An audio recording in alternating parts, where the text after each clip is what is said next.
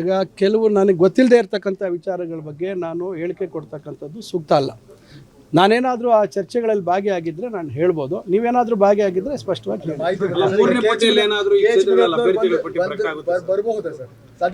ನೋಡಿ, ಎಲ್ಲ ಈಗ ರಾಜಕಾರಣದಲ್ಲಿ ಇವತ್ತು ನಾನಂತೂ ಕನಸು ಮನಸ್ಸಿನಲ್ಲೂ ಪ್ರದೀಪ್ ಈಶ್ವರ್ ಇಲ್ಲಿ ಅಭ್ಯರ್ಥಿ ಆಗ್ತಾರೆ, ಪ್ರದೀಪ್ ಈಶ್ವರ್ ಗೆಲ್ತಾರೆ ಅಂತ ಹೇಳಿ ನನಗೆ ಕಳೆದ ವರ್ಷದ ಮಾರ್ಚ್ 18 ನನ್ನ ಹುಟ್ಟಿದಬ್ಬದ ದಿನವರೆಗೂ ಗೊತ್ತಿರಲಿಲ್ಲ. ಅದರ ಮಾರನೇ ದಿವಸ ಪ್ರದೀಪ್ ಅವರು ನನ್ನನ್ನು ಭೇಟಿ ಮಾಡಿದ್ರು. ಅವತ್ತು ನಾನು ಅವರಿಗೆ ಪ್ರಸ್ತಾವನೆ ಸಲ್ಲಿಸಿದೆ. ನಾನು ಶಿವಶಂಕರ್ ರೆಡ್ಡಿ ಅವರು ಇದ್ರ ಬಗ್ಗೆ ಚರ್ಚೆ ಮಾಡಿದ್ವಿ. 18ನೇ ತಾರೀಕು ರಾತ್ರಿ ಬೆಳಗ್ಗೆ ಪ್ರದೀಪ್ ಅವರು ನನ್ನ ಹತ್ರ ಬಂದರು, ಮಾತಾಡಿದ್ವಿ. ಮುಂದೆ ಏನಾಯಿತು ಅನ್ನೋದು ನೋಡಿದ್ದೀರ. ರಾಜಕಾರಣದಲ್ಲಿ ಯಾವ್ದು ಸಾಧ್ಯ ಇದೆ ಇಲ್ಲ ಅಂತ ಯಾರೂ ಹೇಳಲಿಕ್ಕೆ ಸಾಧ್ಯ ಇಲ್ಲ. ಇತ್ತೀಚೆಗೆ ಸುದ್ದಿ ಕೇಳ್ತಾ ಇದ್ರಿ, ಇಲ್ಲಿದ್ದಂಥ ಮಾಜಿ ಸಚಿವರು ಕಾಂಗ್ರೆಸ್ ಕದ ತಟ್ತಾ ಇದ್ದಾರೆ ಅಂಥೇಳಿ. ಎಲ್ಲಿ ತಟ್ಟಿದ್ರೋ ಯಾರಿಗೆ ತಟ್ಟಿದ್ರೋ ಗೊತ್ತಿಲ್ಲ, ಅಥವಾ ತಂತ್ರಗಾರಿಕೆನೋ ಗೊತ್ತಿಲ್ಲ. ಅದರಿಂದ ರಾಜಕಾರಣದಲ್ಲಿ ಏನು ಬೇಕಾದ್ರೂ ಆಗ್ಲಿಕ್ಕೆ ಸಾಧ್ಯ ಇದೆ.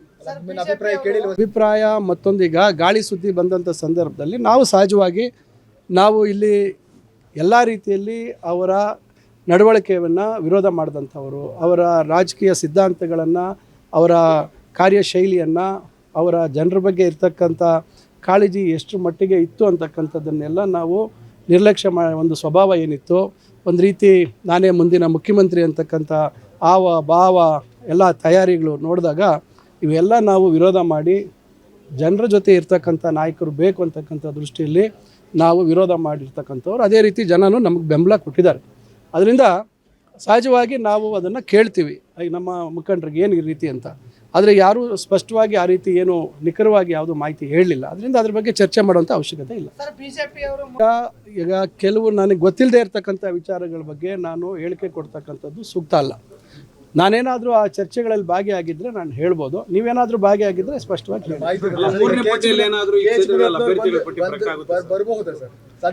ನೋಡಿ, ಎಲ್ಲ ಈಗ ರಾಜಕಾರಣದಲ್ಲಿ ಇವತ್ತು ನಾನಂತೂ ಕನಸು ಮನಸ್ಸಿನಲ್ಲೂ ಪ್ರದೀಪ್ ಈಶ್ವರ್ ಇಲ್ಲಿ ಅಭ್ಯರ್ಥಿ ಆಗ್ತಾರೆ, ಪ್ರದೀಪ್ ಈಶ್ವರ್ ಗೆಲ್ತಾರೆ ಅಂತ ಹೇಳಿ ನನಗೆ ಕಳೆದ ವರ್ಷದ ಮಾರ್ಚ್ 18 ನನ್ನ ಹುಟ್ಟಿದಬ್ಬದ ದಿನವರೆಗೂ ಗೊತ್ತಿರಲಿಲ್ಲ. ಅದರ ಮಾರನೇ ದಿವಸ ಪ್ರದೀಪ್ ಅವರು ನನ್ನನ್ನು ಭೇಟಿ ಮಾಡಿದ್ರು. ಅವತ್ತು ನಾನು ಅವರಿಗೆ ಪ್ರಸ್ತಾವನೆ ಸಲ್ಲಿಸಿದೆ. ನಾನು ಶಿವಶಂಕರ್ ರೆಡ್ಡಿ ಅವರು ಇದ್ರ ಬಗ್ಗೆ ಚರ್ಚೆ ಮಾಡಿದ್ವಿ. 18ನೇ ತಾರೀಕು ರಾತ್ರಿ ಬೆಳಗ್ಗೆ ಪ್ರದೀಪ್ ಅವರು ನನ್ನ ಹತ್ರ ಬಂದರು, ಮಾತಾಡಿದ್ವಿ. ಮುಂದೆ ಏನಾಯಿತು ಅನ್ನೋದು ನೋಡಿದ್ದೀರ. ರಾಜಕಾರಣದಲ್ಲಿ ಯಾವ್ದು ಸಾಧ್ಯ ಇದೆ ಇಲ್ಲ ಅಂತ ಯಾರೂ ಹೇಳಲಿಕ್ಕೆ ಸಾಧ್ಯ ಇಲ್ಲ. ಇತ್ತೀಚೆಗೆ ಸುದ್ದಿ ಕೇಳ್ತಾ ಇದ್ರಿ, ಇಲ್ಲಿದ್ದಂಥ ಮಾಜಿ ಸಚಿವರು ಕಾಂಗ್ರೆಸ್ ಕದ ತಟ್ತಾ ಇದ್ದಾರೆ ಅಂಥೇಳಿ. ಎಲ್ಲಿ ತಟ್ಟಿದ್ರೋ ಯಾರಿಗೆ ತಟ್ಟಿದ್ರೋ ಗೊತ್ತಿಲ್ಲ, ಅಥವಾ ತಂತ್ರಗಾರಿಕೆನೋ ಗೊತ್ತಿಲ್ಲ. ಅದರಿಂದ ರಾಜಕಾರಣದಲ್ಲಿ ಏನು ಬೇಕಾದ್ರೂ ಆಗ್ಲಿಕ್ಕೆ ಸಾಧ್ಯ ಇದೆ.